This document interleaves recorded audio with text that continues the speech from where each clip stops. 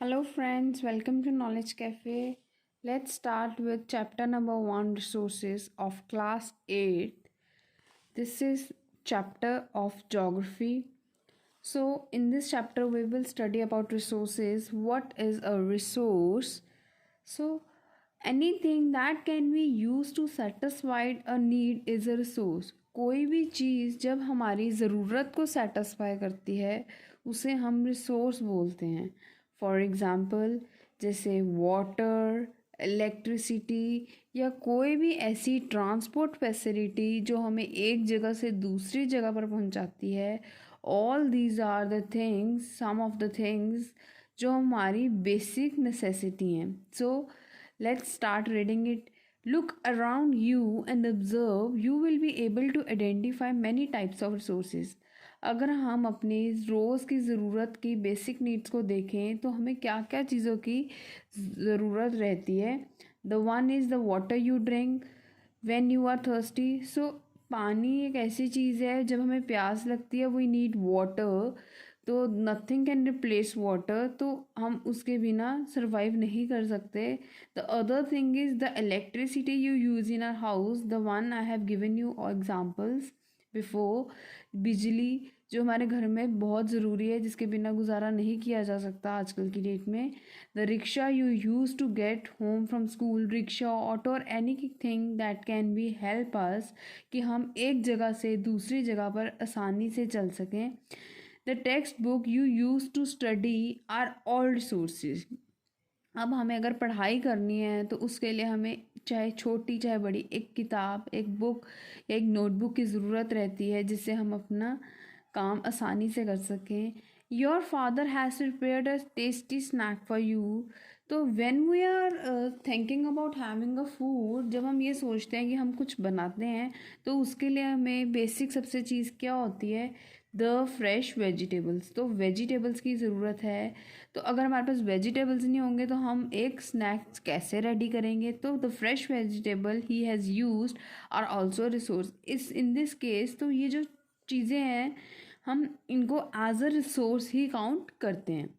तो all the examples are here: water, electricity, rickshaw, vegetable and text book have something in common.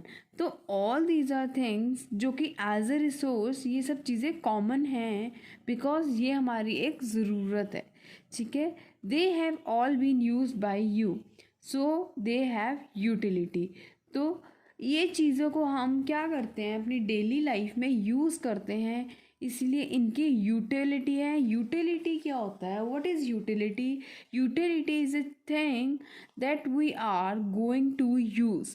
जो चीज़ को हम अपनी ज़रूरत के लिए रोज़ के रोज़ यूज़ करते हैं, जो हमारे लिए आगे नेसेसिटी बन जाती है, is utility. Utility and usability is one and the same thing.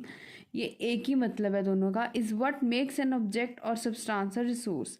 तो जो कोई भी चीज़ है हमारी यूज़ में आती है उसे हम एज अ रिसोर्स काउंट करते हैं, उसे हम यूटिलिटी बोलते हैं. How does something become a resource. कैसे कोई चीज़ रिसोर्स बन सकती है.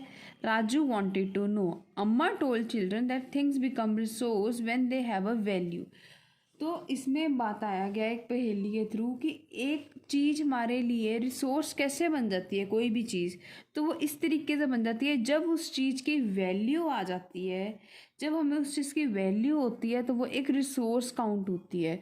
तो इट्स यूज़ और utility give it's a value. तो जब हम किसी, अब हमने जैसे अभी बेसिक एग्जांपल दिया था जो सब अपने घर में ऑन अ रेगुलर बेसिस करते हैं, एक वेजिटेबल या एक फ्रूट जिसको हम ऑन अ डेली बेसिस खाते हैं.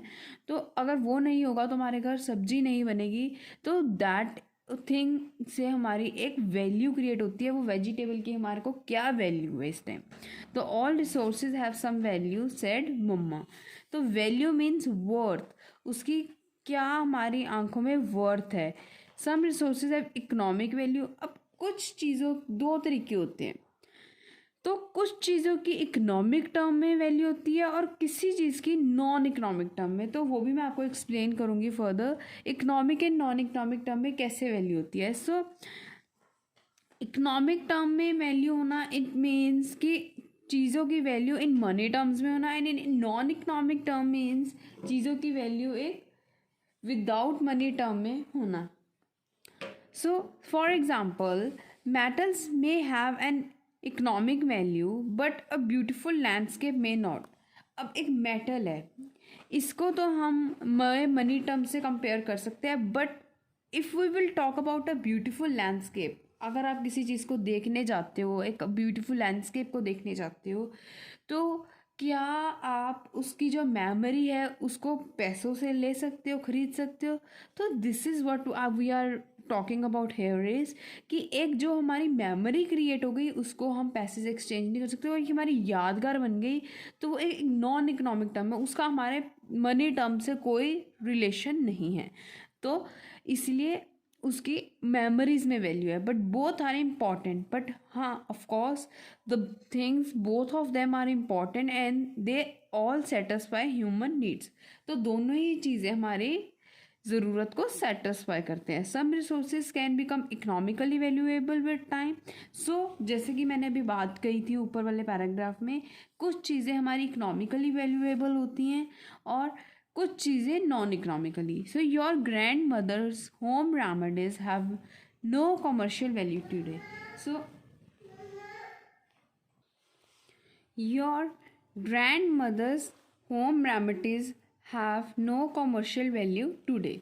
सो जो हमारी दादी माँ टाइम में वो जो चीज़ें हमें बताते थे, कुछ नुस्खे हम जिसको बोलते हैं वो बताते हैं, उसकी कोई कॉमर्शियल मतलब कोई मनी टर्म में, बिजनेस टर्म में कोई वैल्यू नहीं है.